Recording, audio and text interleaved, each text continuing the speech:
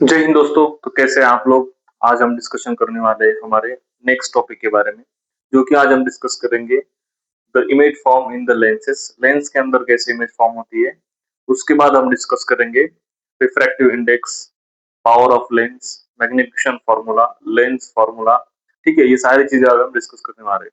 ठीक है, सबसे पहले देखते हैं image form in the convex lens. अगर कॉन्वेक्स लेंस के अंदर इमेज फॉर्म होती है, अब ये इमेज जो फॉर्म होगी ये डायरेक्टली फॉर्म होगी फॉर द रिफ्रैक्शन। ये रिफ्लेक्शन की बात नहीं चल रही है।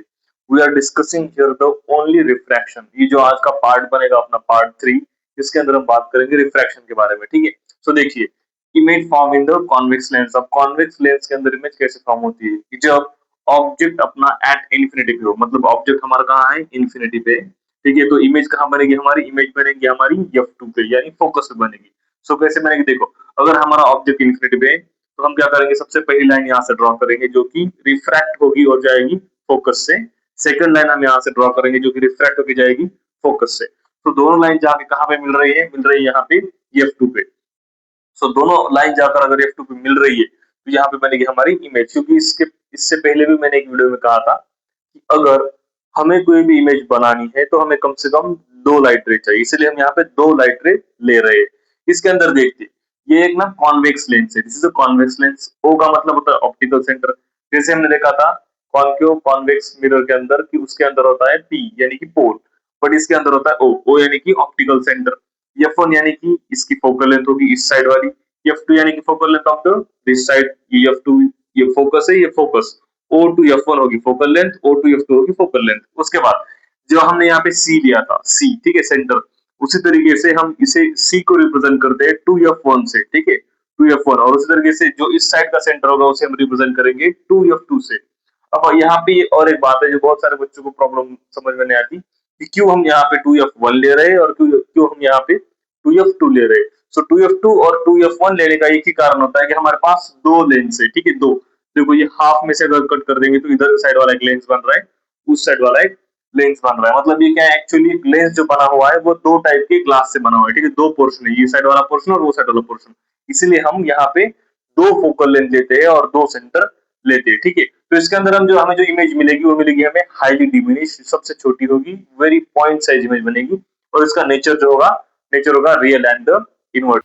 अब हम बात करने वाले हैं कि हमारी सेकंड नंबर की केस में हम किस तरीके से इमेज देखते हैं। देखो यहाँ पे अपना हमारा ऑब्जेक्ट बियॉन्ड द 2F1 है, मतलब हमारा ऑब्जेक्ट जो रखा है 2F1 के पीछे यहाँ पे हमारा ऑब्जेक्ट रखा हुआ है। तो इमेज कहाँ पे बनेगी, सिंपल बात है। देखो अगर हमारा ऑब्जेक्ट 2F1 के पीछे रखा हुआ है तो फर्स्ट क्या होगा, फर्स्ट लाइन हम ड्रॉ करेंगे at the head, at the top of that particular object, वो जाएगी F2 से। ठीक है, तो फोकस से वो पास होगी। सो हमने फर्स्ट ड्रॉ कर दिया, पास हो गई फोकस से। सेकंड हमने सेकंड लाइन पास करवाई है ऑप्टिकल सेंटर से। कहां से पास करवाई है, ऑप्टिकल सेंटर से। ठीक है, तो हमारी अब देखो ये दोनों लाइन जो this is a incident raise, ये सारी इंसिडेंट रेज है, this is a incident raise, और ये है अपनी रिफ्रैक्टेड रेज, ये है रिफ्रैक्टेड रेज। दोनों रिफ्रैक्टेड रेज क्रॉस कहां पे हो रही है, इस पर्टिकुलर पॉइंट। ये पॉइंट जहां पे क्रॉस हो रही है वहां पे बनेगी हमारा इमेज, यहां पे बनी हमारी इमेज। ये हमारा ऑब्जेक्ट था, यहाँ पे बनी हमारी इमेज। अब जो इमेज बनी है उसकी पोजीशन कहाँ है, 2F एंड 2F2 के बीच में। सो इमेज कहाँ बनी है, between the F2 and the 2F2, F2 and the 2F2 के बीच में हमारी बनी है इमेज। साइज कैसी है, डीपनिश, मतलब छोटी साइज है, बहुत बड़ी नहीं है और बहुत छोटी भी नहीं है। ना तो ये बहुत पॉइंट साइज है, ना तो ये बहुत लार्ज है। ये this is a diminish. Diminish का मतलब होता है थोड़ी सी छोटी सी इमेज हमारी बनी है। नेचर कैसा है, अब देखो यहाँ पे सीधी इमेज है, वहां पे उल्टी बनी है। तो नेचर कैसा हमारी इमेज का, real and the inverted. Case में हमने देखा था at the infinity, second case में हमने देखा था बियॉन्ड 2F1। अब हम देख रहे हैं कि एट 2F1, मतलब 2F1 मतलब एट द सेंटर है यहाँ पे। ठीक है, सो अगर हमारा ऑब्जेक्ट 2F1 पे है तो इमेज कहाँ पे बनेगी, सिंपल बात है। देखो हमारा ऑब्जेक्ट 2F1 पे है तो फर्स्ट लाइन हम क्रॉस करेंगे, जो जाएगी हमारी यहाँ से जाएगी और वो रिफ्रैक्ट होकर जाएगी फोकस से, आगे बढ़ेगी, आगे बढ़ेगी। ठीक है, उसके बाद क्या होगा, सेकंड लाइन जो हम ड्रॉ करेंगे वो जाएगी हमारे ऑप्टिकल सेंटर से। ठीक है, एक बात आपने यहाँ पे गौर की होगी कि हम मोस्ट ऑफ द जो लाइन से वो ऑप्टिकल सेंटर से कंपलसरी जा ही रही है, और फर्स्ट लाइन हमारी जा रही है जो कि जा रही है हमारी ईयरफोन से। बस हम क्या कर रहे हैं, यहाँ पे ऑब्जेक्ट की पोजीशन चेंज कर रहे हैं। ठीक है, बस एक्सेप्ट अगर हमारा ऑब्जेक्ट एट द इंफिनिटी पे होगा तो ही हमारी सारी रेंज जाएगी फोकस से। सेकंड, अगर हमारा ऑब्जेक्ट बियॉन्ड 2F1 होगा तो हमारी फर्स्ट लाइन जाएगी फोकस से, सेकंड जाएगी ऑप्टिकल सेंटर से, ठीक है। अब थर्ड केस जो हम देख रहे हैं यहाँ पे फिर से सेम वही चीज है, बस हमारे ऑब्जेक्ट की पोजीशन बदल रही है। अब हमारा ऑब्जेक्ट आया है 2f1 पे आया है, बस हमने सेम तरीके से किया है। फर्स्ट लाइन हमने जो यहाँ से ड्रॉ की वो जाएगी f2 मतलब फोकस से चली गई। सेकंड जो जा रहे ऑप्टिकल सेंटर से, और वो कहाँ पे पास हो गई, आगे जाके वो यहाँ से यहाँ पे एक दूसरे को मिल रही है। सो जो जहाँ पे मिलेगी वो उसके ऊपर ही एग्जैक्ट पोजीशन होगी 2f2 की। तो एक बात हम इससे समझ सकते हैं कि अगर हमारी ऑब्जेक्ट 2f1 पे रखा हुआ है तो हमारी इमेज बनेगी 2f2 पे, ठीक है। अब इसकी साइज कैसे होगी, सेम साइज होगी, जो साइज इस इमेज की है वही साइज होगी उस ऑब्जेक्ट की, या फिर जो साइज होगी ऑब्जेक्ट की वही साइज होगी अपने इमेज की। उसके बाद इसका नेचर कैसा होगा, रेयर एंड इन्वर्टेड होगा इसका नेचर। अब जो हम बात करने वाले हमारे फोर्थ केस की, इसके अंदर हम देखेंगे कि इस तरीके से अगर हमारा object between f1 and f2, देखो हमारा ऑब्जेक्ट रखा है between the f1 and f2, this is f1 this is 2f1, ठीक है। सो ऑब्जेक्ट इन दोनों के बीच में रखा है तो इमेज कहां पे बनेगी, ठीक है। सिंपल सी बात है, जो हमारी जो कंटिन्यूटी चल रही थी उसी तरीके से हम सेम प्रिंसिपल अप्लाई करेंगे। फर्स्ट लाइन जाएगी हमारी from the focus, second line जाएगी हमारी फ्रॉम द ऑप्टिकल सेंटर, जहां पे हमारी लाइंस आगे जाके मीट होगी, क्रॉस होगी, वहीं पे बनेगी हमारी इमेज। बेसिक चीज है। देखो बहुत सारे बच्चों को ना दिक्कत आती है कि सर ड्रॉ कैसे करें, डायग्राम कैसे ड्रॉ करें, डायग्राम तो बस एक ही याद रखनी है बात। फर्स्ट केस हमने देखा था जो कि हमारा ऑब्जेक्ट था एट इंफिनिटी, वो छोड़ के बाकी सारे जो हमने डायग्राम्स ड्रॉ किए उसमें एक ही दिमाग लगाया, बस फर्स्ट लाइन जाएगी फ्रॉम द फोकस, सेकंड जाएगा ऑप्टिकल सेंटर, जहां पे आगे जाके लाइन मिलेगी वहां पे बनेगी हमारी इमेज। तो इसके अंदर ये कहां पे मिल रही है, बियॉन्ड द 2f2, तो हमारा इमेज कहां बनी, बियॉन्ड द 2f2। साइज कैसी, अब यहाँ पे देखो ऑब्जेक्ट छोटा है और इमेज बड़ी है, तो बेसिक सी बात है कि साइज कैसी है, इन लार्ज, बड़ी इमेज बनी है हमारे पास, ठीक है। नेचर कैसा है, यहाँ पे सीधी है वहां पे उल्टी बनी है, दिस इज अ बेसिक चीज। सो क्या कह सकते हैं हम इसे, real and inverted, real and inverted nature है हमारे इमेज का। इन लार्ज इमेज बनी है, कहां बनी है, बियॉन्ड द 2f2 बनी है। कैसे बनी है, because we can taking the object between the 2f1 and the f1, therefore the image form at the beyond the 2f2, okay. जो नेक्स्ट केस के अंदर हम बात करेंगे वो है हमारा ऑब्जेक्ट एट f1। अगर हमारा ऑब्जेक्ट f1 पे रखा हुआ है तो हमारी इमेज कहां पे बनेगी, देखो यहाँ पे बेसिक चीज है, सेम कंडीशन सेम तरीका। फर्स्ट हमने क्या कर दिया, when first line passing through the focus, first line तो हमारे कहां से पास हो गई, फोकस के थ्रू पास हो गई। अब सेकंड लाइन का हम क्या करेंगे, देखो सेकंड लाइन हमारा same condition, passing through the optical centre, but यहाँ पे देखो यहाँ पे आगे ना कहीं पे चांस नहीं कि वो ये दोनों रेज एक दूसरे को क्रॉस करेंगे, ठीक है। So this is very high possibility they do not cross in the further section. सो हम इससे एक अंदाजा लगा सकते हैं कि यहाँ पे जो इमेज बनेगी वो इतनी बड़ी बनेगी या फिर इतनी बड़ी बनेगी या फिर कहां बनेगी, एक्चुअल पता भी नहीं सकते, ठीक है। So there is a very less chance we can identify the image formation in the particular section. So कहां बनेगी हमें वो पता नहीं, तो हम इसके लिए एक अंदाजे से ऐसे एज अ डिस्क्रिप्शन लिखते हैं कि हमारी अगर ऑब्जेक्ट एट f1 पे है तो इमेज बनेगी एट इंफिनिटी, पता नहीं कहां पे, ठीक है, पता नहीं कहां पे बनेगी, एट इंफिनिटी पे इमेज बनेगी। सो इमेज की साइज कैसी होगी, अब वो कैसे बताएंगे, अगर इमेज ही पता नहीं कैसे बनेगी तो साइज हम बता ही नहीं सकते, ठीक है। तो चलो अगर हम इमेज और साइज नहीं बता सकते तो अब एक बात कहो कि मुझे बताओ आप नेचर कैसा होगा, क्या आप बता सकते हैं नेचर कैसा होगा, ठीक है। इसका आंसर आप क्या करो, कमेंट सेक्शन में लिख दीजिए, बताओ मुझे कि किस तरीके से आपको क्या लगता है इसका नेचर क्या हो सकता है अगर इमेज बनेगी भी तो। किस तरीके से कॉन्वेक्स लेंस के अंदर इमेज फॉर्म होती है, ये हमारी लास्ट केस है। इसके अंदर देखते हैं अगर हमारा object at f1 and optical centre, मतलब हमारा ऑब्जेक्ट यहाँ पे रखा हुआ है, ऑप्टिकल सेंटर और f1 के बीच में अगर हमारा ऑब्जेक्ट है तो पॉसिबिलिटी है कि इमेज कहां पे बनेगी। तो इसके अंदर जो 6 केस है वही अपनी पुरानी जो मेथड हम यूज कर रहे थे। फर्स्ट लाइन ड्रॉ करेंगे वो जाएगी फोकस से, सेकंड लाइन ड्रॉ करेंगे वो जाएगी ऑप्टिकल सेंटर से, बट यहाँ पे एक चांस है, देखो यहाँ पे इमेज जो बनती है, तो 6th केस ये सबसे इंपॉर्टेंट है, याद रखिए। 6 नंबर का जो रूल है हमारा केस है जहां जिसके अंदर हम इमेज फॉर्मेशन में बात कर रहे हैं, उसके अंदर क्या होता है, फर्स्ट लाइन जो हम यहाँ से ड्रॉ करते हैं जो फोकस जाती है उसकी हम बैक वर्चुअल मतलब जैसे कि इमेजिनरी लाइन पीछे ड्रॉ करते हैं, सो वो यहाँ से ड्रॉ हो जाएगी, ऐसे ड्रॉ करेंगे उसको हम पीछे से।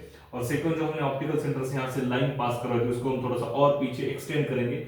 सो हमें ना पीछे एक ना यहाँ पे एक क्रॉस सेक्शन मिलता है, यहाँ पे हमें एक ऐसा पॉइंट मिलता है जिसके जहाँ पे दोनों ये रेज क्या होती है एक दूसरे को क्रॉस करती है, तो जो यहाँ पे ये क्रॉस करती है तो वहीं पे हम ड्रॉ करते हैं अपनी इमेज। तो देखो अगर ऑब्जेक्ट हमारा f1 एंड o के बीच में है तो हमारी इमेज कहाँ पे बनती है, यहाँ पे बनती है on the same side of the lens of the object, मतलब जो लेंस के प्रिंसिपल एक्सिस पे जिस साइड पे ऑब्जेक्ट रखा है उसी के सेम साइड में हमारी बनेगी इमेज। बट इस इमेज का नेचर कैसा होगा, वर्चुअल एंड इरेक्ट, ये रियल और इन्वर्टेड इमेज नहीं होगी, ये होगी virtual and the erect image.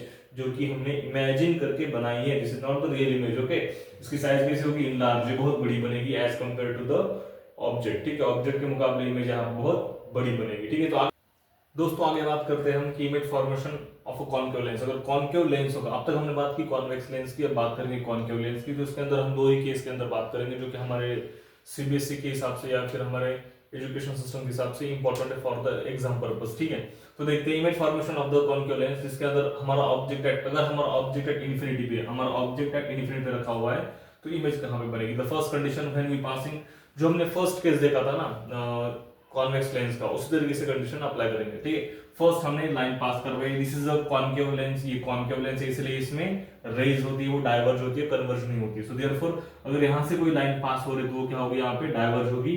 Second तरीके से यहाँ पे क्या होगी, डाइवर्ज होगी। तो हमारे यहाँ पे दिक्कत आ गई, दोनों तो नहीं मिल रही, रेज जो आगे जाके नहीं मिल रही, तो हम कैसे इमेज ड्रॉ करेंगे। तो बेसिक चीजें देखो, हम इसमें जो इमेज हमारे पास मिलेगी वो मिलेगी वर्चुअल एंड इरेक्ट, मतलब वो होगी जो हम इमेजिन करके बना रहे हैं। तो हम क्या करते हैं, यहाँ से जो इसकी जो पॉइंट्स जाते हैं, यहाँ पे हमें एक पॉइंट मिलता है, यहाँ से हम इमेजिनरी लाइन ड्रॉ करेंगे पीछे, तो जो पास होगी फोकस से, सेम तरीके से यहाँ से ड्रॉ करेंगे तो पास होगी फोकस से।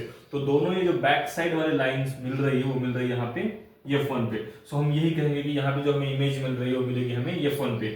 अगर हमारा ऑब्जेक्ट एट इन्फिनिटी पे रखा हुआ है इन अ कॉन्केव लेंस, तो हमारी इमेज बनेगी एट F1, वो होगी बहुत छोटी, जिसे हम कहेंगे पॉइंट साइज और the highly diminished image. Okay, इसका नेचर कैसा होगा, आप देखो, ये हमने इमेजिनेशन से बनाई तो बेसिक सी बात है, इसका नेचर सीधे सीधे होगा virtual and the erect. So the nature of that particular image virtual and the erect. जो हमारे सेकंड केस है इसके अंदर हम बात करते हैं, देखो, object between the infinity and the optical centre. अगर हमारा object infinity and optical centre, ये इस मतलब between the, it may be the 2f1 और f1 या फिर OF1 एंड 2f1, इससे कहीं पे भी अगर हमारा ऑब्जेक्ट रखा हुआ है, इसका मतलब होगा infinity and the optical centre के बीच में कहीं भी अगर हमारा ऑब्जेक्ट रखा हुआ है, ठीक है, सो हमारी इमेज कहां पे बनेगी। तो बेसिक सी बात है, first sem condition, first line passing through the जाएगी यहां से, तो वो क्या होगी, यहाँ पे डाइवर्ट होगी। ठीक है, उसके बाद सेकंड लाइन पास करेंगे ऑप्टिकल सेंटर से, अगर ऑप्टिकल सेंटर से कोई लाइन जा रही है तो वो क्या करेगी, पीछे उसी साइड में, उसी सेम साइड में वापस आएगी।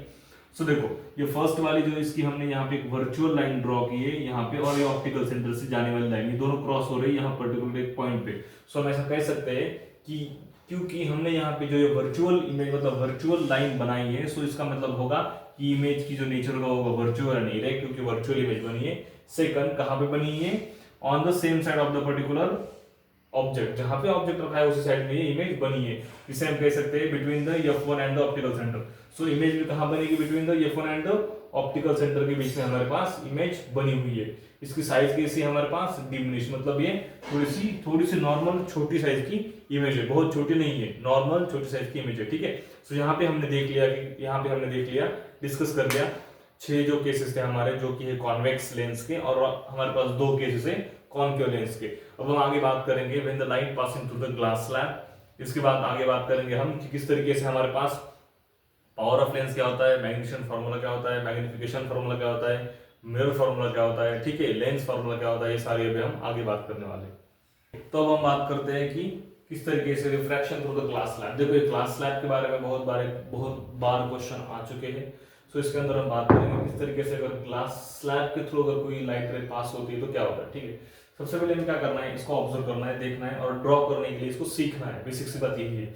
सबसे पहले मैंने क्या कर दिया, यहाँ पे एक ग्लास स्लैब ड्रॉ कर दिया। ठीक है, ये हमारी इंसिडेंट रे, आई मतलब क्या होता है, हमारी इंसिडेंट रे होती है, दिस इज इंसिडेंट रे। ठीक है, आर का मतलब क्या होता है, हमारी refracted ray, this is refracted, not reflected, this is a refracted ray. ठीक है, उसके बाद R is refracted, I is the incident. Okay, उसके बाद इसके अंदर हमने यन लिखा है, N is a normal, N is a normal. Okay, उसके बाद इसके अंदर एक और निकाला मैंने, ई नाम दिया यहाँ पे, E is emergence, is emergence. ठीक है, देखते हैं, बात करते हैं आगे।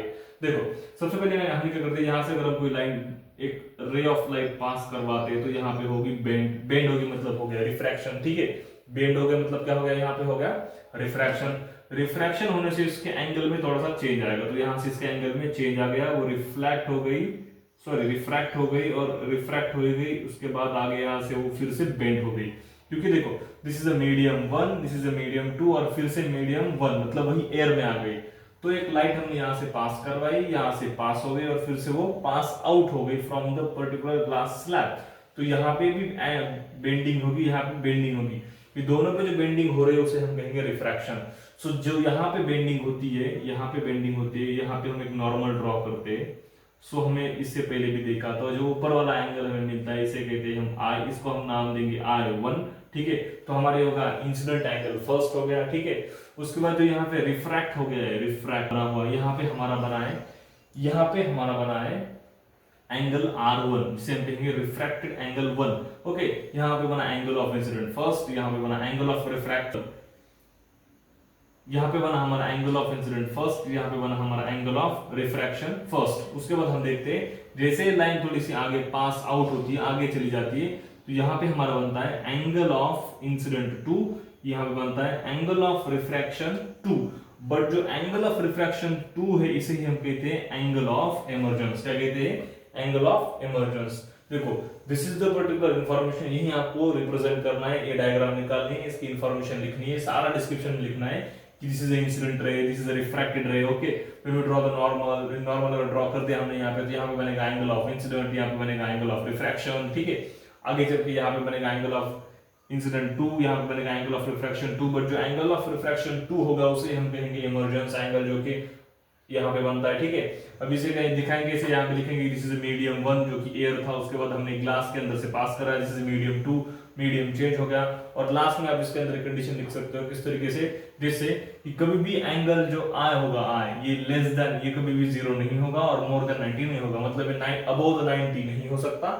अगर अबव 90 होता है या फिर 90 के आसपास जाता है या फिर 90 होता है इक्वल टू 90, तो ये सीधे डायरेक्ट लाइन पास हो जाएगी, ठीक है, ये बेंड नहीं होगी। This is very important things. कभी अगर आपको डायग्राम में से दिखाई दे कि कोई भी लाइट रे डायरेक्ट आई से आई है, तो मतलब इस तरीके से 90 डिग्री में आई है, तो वो डायरेक्टली पास आउट हो जाएगी, वो कहीं पे बेंड नहीं होगी, ठीक है। बट एक कंडीशन हमें याद रखनी है, जब reflection through the glass slab बात करेंगे तो हमारे पास एक स्टेटमेंट होना चाहिए, the I is not less than 0 and not more than the 90, it is okay. बात करते हैं लॉज ऑफ द रिफ्लेक्शन। ये हम लॉज ऑफ रिफ्लेक्शन देख रहे हो, उसके बाद देखेंगे laws of the refraction. Okay देखो दो ही लॉ है इसके अंदर, बेसिक से लॉ है, बहुत इजी लॉ है, बहुत ही समझ में आ जाएगा, ठीक है। देखो फर्स्ट लॉ क्या कहता है, angle of incident is equal to the angle of reflection. इसका मतलब है अगर हमारे पास कोई एक मिरर है, ठीक है, यहाँ पे हमने इसे नॉर्मल निकाला है, दिस इज नॉर्मल। अगर हमारे पास एंगल ऑफ इंसिडेंट, मतलब this is the angle of incident is equal to the angle of refraction, this is the incident ray, this is the reflected ray, ठीक है। तो इसका यही कहना है कि angle of incident is equal to the angle of refraction, मतलब I की वैल्यू जितनी होगी उतनी ही होगी R की वैल्यू, जितनी वैल्यू I की होगी उतनी वैल्यू होगी R की। सिंपल बात है, अगर I हमारे पास 30 डिग्री है तो हमारे पास R भी होगा 30 degree. This is the basic first law, ठीक है। आगे बात करते हैं सेकंड लॉ है हमारे पास, the incident ray, reflected ray and the normal lies on a same plane. This is a very basic thing. देखो जो कि इंसिडेंट रे यहाँ पे आई, ठीक है, उसके बाद हो गई रिफ्लेक्ट हो गई, तो इनका कहना है कि incident ray, reflected ray and normal lie on a same plane, मतलब पर्टिकुलर एक प्लेन है, प्लेन, ठीक है। यहाँ पे अगर हमारे पास सेकंड इंसिडेंट रे आती है तो वो रिफ्लेक्ट होगी, ठीक है। सो हमारे पास बनेगा एक नॉर्मल, सेकंड नॉर्मल बनेगा, ठीक है, this is n1, this is n2, second normal है। तो ये जो होगी ये इंसिडेंट रे होगी, ये रिफ्लेक्टेड रे होगी, ये अलग प्लेन पे बनेगी, ठीक है, ये अलग प्लेन बनेगी। तो ये हमने इसे हम इस तरीके से नहीं कह सकते कि इंसिडेंट रे 1 और इंसिडेंट रे 2 एक ही प्लेन पे है, this is a draw, okay. तो हम क्या कहेंगे कि incident ray 1 and reflected ray 1, sorry reflected ray 1 and the incident ray 2 and reflected ray 2 ये बनेगी अलग अलग प्लेन पे, ठीक है। सो इसका एंगल ऑफ I अलग होगा, इसका एंगल ऑफ R अलग होगा, ठीक है। This is called as the different plane, okay. The different rays lies on a different plane, but the one condition is that कि तीनों भी चीजें एक ही, जो जैसे कि फर्स्ट यहाँ पे इंसिडेंट रे आ गई, उसके बाद रिफ्लेक्ट हो गई और इसका नॉर्मल 1 2 और 3 एक ही इस पे होगी, that is the same plane, okay. उसके बाद ये I2 n2, this is n2 and R2 ये होगा एक अलग प्लेन पे, मतलब this is the difference between the particular things. तो इतना ही याद रखना है कि फर्स्ट लॉ हमारा क्या है कि sin I is equal to sin R, मतलब angle of incident is equal to angle of refraction, this is the first law. Second law क्या होगा हमारे पास, the incident angle, reflected angle and normal lies on the same. अब हम बात करते हैं लॉज ऑफ रिफ्रैक्शन के बारे में। तो लॉज ऑफ रिफ्रैक्शन क्या होता है, तो फर्स्ट लॉ वही है अपना जो कि हमने देखा था लॉज ऑफ रिफ्लेक्शन में, देखो फर्स्ट लॉ हमारा जो लॉज ऑफ रिफ्लेक्शन का जो सेकंड लॉ है वही हमारा होगा लॉज ऑफ रिफ्लेक्शन का फर्स्ट लॉ। बस कंडीशन एक है, जहां पे हमने रिफ्लेक्टेड वर्ड यूज किया था वहां पे हम यूज करेंगे रिफ्रैक्टेड वर्ड, बस यही एक डिफरेंस है। ठीक है, तो फर्स्ट लॉ देखते हैं, the incident ray normal and the refracted ray lies on same plane. This is हमने अभी एक्सप्लेन किया किस तरीके से तीनों चीजें एक ही प्लेन पे होती है। सेकंड बात करते हैं, the ratio of angle of incidence to the angle of refraction, मतलब जो रेशियो होगा एंगल ऑफ इंसिडेंट मतलब आई का एंगल ऑफ इंसिडेंट, ठीक है देखो एंगल ऑफ इंसिडेंट और एंगल ऑफ रिफ्रैक्शन, जो रेशियो होगा angle of incidence to the angle of refraction वो कांस्टेंट होगा जब तक मीडियम कांस्टेंट है। ठीक है, जैसे कि एग्जांपल हमने हमने दो मीडियम ले लिए, यहाँ पे हमारे पास दो मीडियम है। ठीक है, यहाँ पे हमने ले लिया वाटर, यहाँ पे हमने ले लिया एयर। ठीक है, एयर और वाटर, तो जब जब हम इनसे कोई लाइट पास करवाएंगे, ठीक है, तो इनका रेशियो वही आएगा चाहे एंगल कितना भी चेंज हो जाए। ठीक है, जैसे यहाँ पे एंगल 30 हो, यहाँ पे 40 हो, यहाँ पे 50 हो, यहाँ पे 60 हो। ठीक है, बट रेशियो जो आएगा वो कांस्टेंट आएगा। क्या आएगा? रेशियो कांस्टेंट आएगा। पर जैसे ही हम यहाँ पे कोई और मीडियम लेंगे, ठीक है, और मीडियम लेंगे, जैसे कि यहाँ पे हमने वाटर, यहाँ पे हमने ऑयल ले लिया, सो इसका और इन दोनों चीजों का रेशियो कभी भी कांस्टेंट नहीं आएगा। ठीक है, कभी भी इनका रेशियो कांस्टेंट नहीं आएगा। इनका कहना है कि तब तक रेशियो कांस्टेंट आएगा जब तक मीडियम कांस्टेंट है, जब मीडियम चेंज हो जाएंगे तो रेशियो कांस्टेंट नहीं आएगा। इसे ही हम कहते हैं Snell's law of the refraction. ठीक है, देखो फिर से एक बार डिस्कस करते हैं। The ratio of angle of incident to the angle of refraction is constant in a constant medium। जब तक मीडियम कांस्टेंट है तब तक रेशियो भी क्या रहेगा? कांस्टेंट रहेगा। जब मीडियम चेंज हो जाएगा तो रेशियो भी चेंज हो जाएगा। ठीक है, इसे हम कहते हैं स्नेल्स लॉ। यही होते हैं हमारा, this is also called as the second law of the refraction. ठीक है, सो रिफ्रैक्शन के अंदर हमने दो लॉज देख लिए जैसे हम देखे थे रिफ्लेक्शन के अंदर। तो ये हमारे थे refraction, laws of the refraction.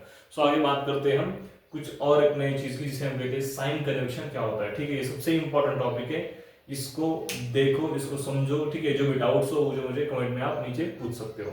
सबसे इंपॉर्टेंट टॉपिक जो कि सबको दिक्कत में डाल सकता है उसकी हम बात करेंगे, that is the sine convection. ये सबसे इंपॉर्टेंट है फॉर द न्यूमेरिकल पर्पस, और जो इस चैप्टर में सबसे बेसिक और सबसे इंपॉर्टेंट चीज अगर कोई है this is the particular sine convection. ठीक है, तो साइन कन्वेक्शन क्या होता है? देखो साइन कन्वेक्शन के अंदर हम दोनों चीजें देखेंगे, कॉनकेव और कॉन्वेक्स मिरर के अंदर देखेंगे साइन कन्वेक्शन कैसे काम करते हैं। सबसे पहले इसको मानेंगे हमारा सेंटर, इसे मानेंगे हम सेंटर। अब इसको समझना कैसे? देखो हमारे पास हमने बहुत बार सीखा है इन मैथमेटिक्स, हम सीखते हैं ग्राफ।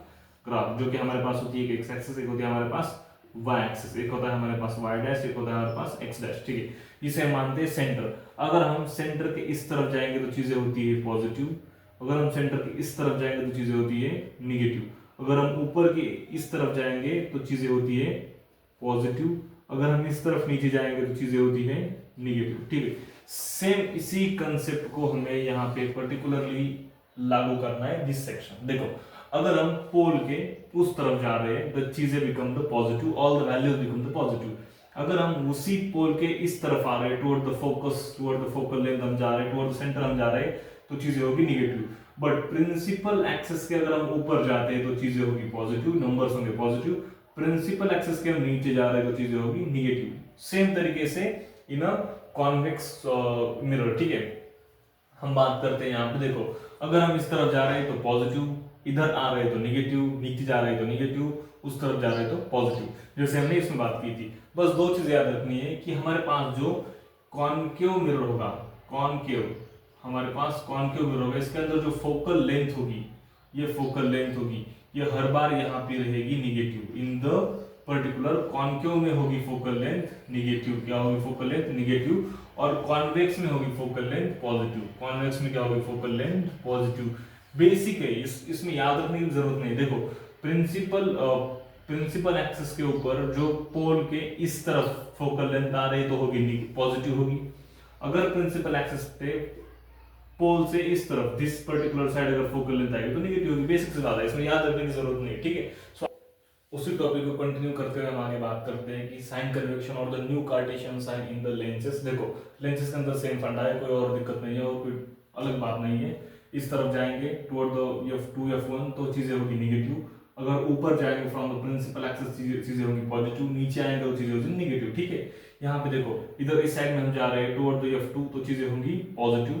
सेम तरीके से काम करते हैं हम, सेम तरीके से जैसे हमने कॉन्वेक्स में देखा उसी तरीके से हम कॉनकेव में देखेंगे। ठीक है, कॉनकेव के अंदर हम देखेंगे तो यहाँ पे क्या होता है, अगर आप 2f1 आ गए तो चीजें नेगेटिव, 2f2 चले गए तो पॉजिटिव, ऊपर चले गए तो पॉजिटिव, नीचे आए तो नेगेटिव। बस एक बात याद रखनी है, जो फोकल लेंथ होती है, जो फोकल लेंथ होती है कॉन्वेक्स के अंदर वो हर बार पॉजिटिव होगी, जो फोकल लेंथ होती है कॉनकेव के अंदर वो हर बार नेगेटिव होगी। बस ये एक चीज आपको याद रखनी है दोनों चारों केसेस के अंदर, ठीक है। For the cases it may be the convex mirror, concave mirror, convex lens, concave lens. So यहाँ पे क्या होता है, कॉन्वेक्स लेंस और कॉन्वेक्स मिरर के अंदर फोकल लेंथ होगी positive, concave lens and concave mirror के अंदर फोकल लेंथ होगी नेगेटिव। बस इतना याद रखना है। This is called as the new Cartesian sine. अगर कोई क्वेश्चन आता है कि write down the explain the new Cartesian sine with the explain diagrams, तो आपको इस तरीके से उसको एक्सप्लेन करना होगा। ओके, इंपॉर्टेंट चैप्टर के हम जो बात कर रहे हैं रिफ्रैक्शन और रिफ्लेक्शन, उसके अंदर हम सबसे इंपॉर्टेंट और एक टॉपिक देख रहे हैं। जिस तरीके से हमने साइन कन्वेक्शन देखा था उसी तरीके से हम बात कर रहे हैं रिफ्रैक्टिव इंडेक्स। तो एक्चुअल रिफ्रैक्टिव इंडेक्स होता क्या है, तो कुछ नहीं है, बेसिक चीजें देखो। The speed of light, speed of light in medium 1 2 to speed of light in medium 2। देखो जो स्पीड ऑफ लाइट होगी मीडियम 1 से लेकर मीडियम 2 में, इन दोनों का अगर हम रेशियो निकालेंगे तो उसे हम कहते हैं रिफ्रैक्टिव इंडेक्स। तो इसकी डेफिनेशन हम इस तरह से लिख सकते हैं, the ratio of speed of light in medium 1 to the speed of light in medium 2, that is called as the refractive index, that is called as the refractive index. इस तरीके से हम इसको कह सकते हैं। अब इसके अंदर सबसे जो पोर्शन इंपॉर्टेंट और जो एग्जाम के पर्सपेक्टिव से इंपॉर्टेंट है उसकी हम बात करते हैं। तो देखो जैसे इसके अंदर हमें पूछा जाता है मोस्ट ऑफ द टाइम कि हमें दिया जाता है कि निकालो, रेशियो निकालने के लिए कहते हैं। मोस्ट ऑफ द टाइम हमें रेशियो निकालने के लिए कहते हैं, जो कि रेशियो हमें निकालना पड़ता है। जैसे कि हमें यहाँ पे एग्जांपल दिया होता है कि फाइंड आउट द, अगर हमें कहा find out the refractive index, refractive index of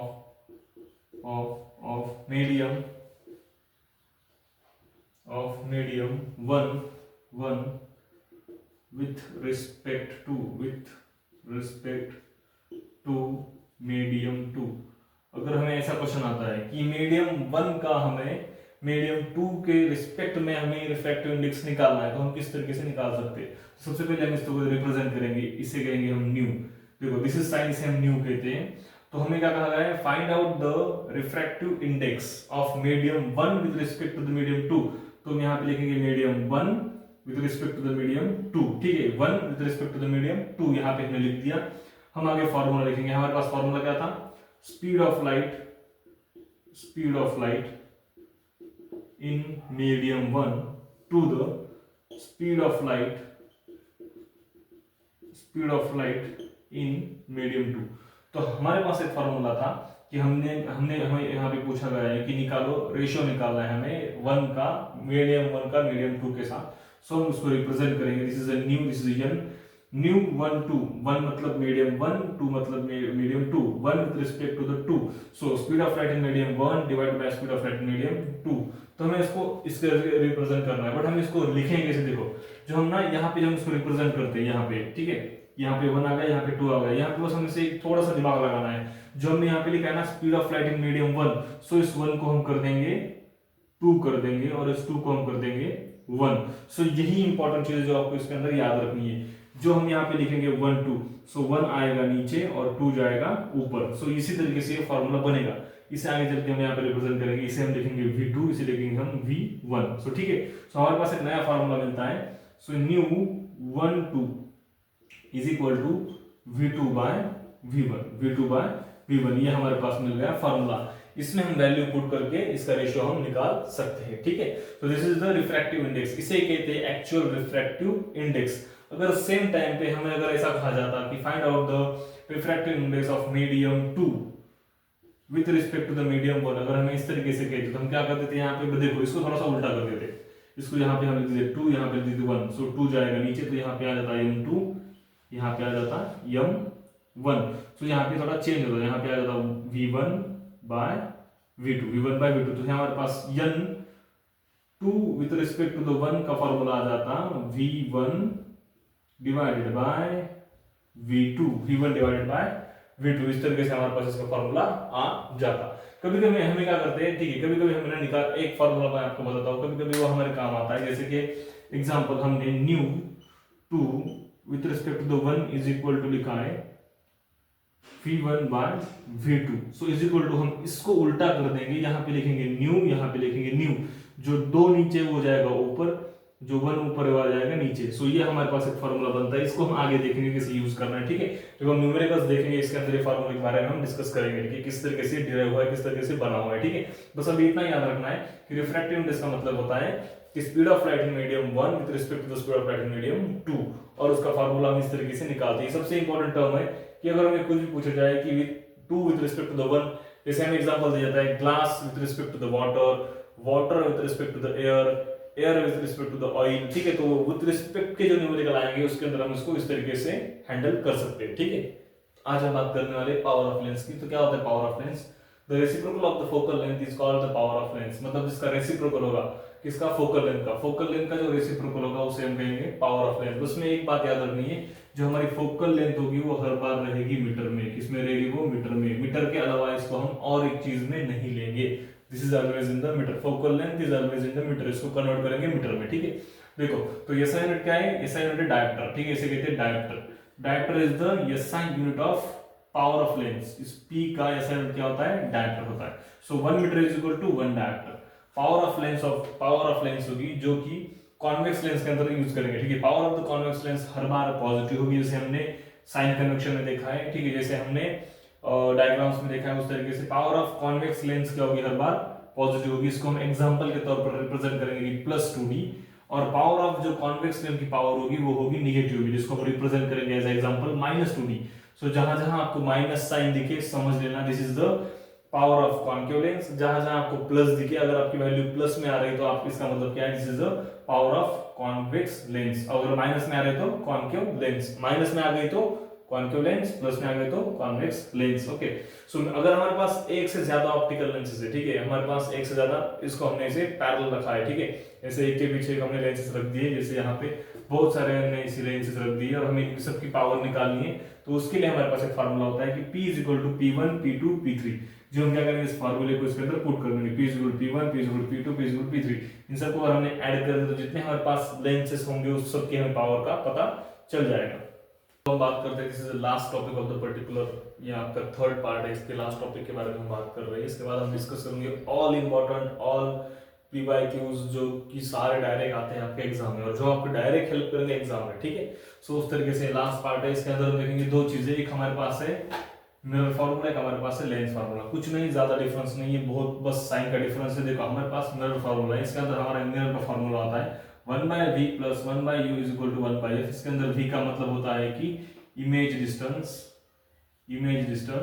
ठीक है, u का मतलब होता है ऑब्जेक्ट डिस्टेंस, ठीक है, और f का मतलब होता है हमारे पास होता है फोकल लेंथ, ठीक है। सेम चीजें होगी, ठीक है, सेम चीजें काम करेंगी यहाँ पे भी वहां पे भी। जैसे m का मतलब होता है मैग्निफिकेशन, ठीक है, जिसको हम आगे चल के साइज के फॉर्म में डिस्कस करेंगे, ठीक है। यहाँ पे होता है मैग्निफिकेशन, साइज, ठीक है, और यहाँ पे होती है हाइट, जो ये फॉर्मूला यूज करते हैं हम। m इज इक्वल टू, देखो सबसे पहले समझते स्टार्टिंग से कि 1/v + 1/u is equal to 1/f, ये सारी चीजें पॉजिटिव में है, ठीक है, ये होगा अपना मिरर फार्मूला। उसी तरीके से अगर ये सारी चीजें नेगेटिव में ले ली हमने 1/v - 1/u is equal to 1/f, सो ये होगा हमारा लेंस फार्मूला। बस साइन की बात है, यहाँ पे प्लस आएगा वहां पे माइनस आएगा। उसी तरीके से हमारे पास और एक फार्मूला होता है जिसके अंदर हम बात करते हैं मैग्निफिकेशन की। सो मैग्निफिकेशन निकालने के लिए हमें height of image HI, height of image और हाइट ऑफ ऑब्जेक्ट अगर हमारे पास है तो हम उसी किसी भी इमेज का, किसी भी ऑब्जेक्ट का हम मैग्निफिकेशन निकाल सकते हैं, ठीक है। उसी तरीके से यहाँ पे हमारे पास एक फार्मूला मिलता है मैग्निफिकेशन निकालने का। सो यहाँ पे हम सेम तरीके से कंसीडर करते हैं HI और HO। थर्ड बात आती है कि हमें निकालनी है साइज, ठीक है। अगर हमें साइज निकालनी तो हमारे पास दो चीजें होती है, या तो हमारे पास मैग्निफिकेशन के फॉर्मूले से हम जैसे कि HI/HO मतलब height of object and height of image is equal to, यहाँ पे हम -v/u लेंगे। कभी कभी हमारे पास हाइट अवेलेबल नहीं होती, कभी कभी हमारे पास हाइट ऑफ इमेज और the height of object available नहीं होती, मैग्निफिकेशन अवेलेबल नहीं होता, तो उस जरिए उस टाइम पे हम यूज करते हैं ये फॉर्मूला, जिसके अंदर हम यूज करते हैं HI/HO is equal to -v/u, ठीक है। अब जिस तरीके से हम यहाँ पे यूज किया है सेम तरीके से हम यहाँ पे यूज करेंगे, बट जस्ट यहाँ पे माइनस की जगह हम क्या करेंगे, यहाँ पे इसको प्लस ले लेंगे, यहाँ पे इसको प्लस कर लेंगे, ठीक है। मिरर फार्मूला जहाँ यहाँ पे हम निकालते हैं, जैसे लेंस फार्मूला वहां पे है, तो मिरर फार्मूले के अंदर हमने यहाँ पे प्लस लिया है, इस फार्मूले तो वहां पे हम माइनस लेंगे, और मैग्निफिकेशन में अगर हमने यहाँ पे माइनस लिया तो वहां पे हम प्लस, सारा उल्टा। इसके हम उसमें उल्टी तरीके से डायरेक्ट चीजें अप्लाई करेंगे तो हमें मिल जाएगा लेंस फार्मूला। ओके, तो ये था हमारा आज का लास्ट टॉपिक। इसके बाद हम डायरेक्ट स्टार्ट करने वाले numericals. So please keep watching the videos, share, like and subscribe. Thank you.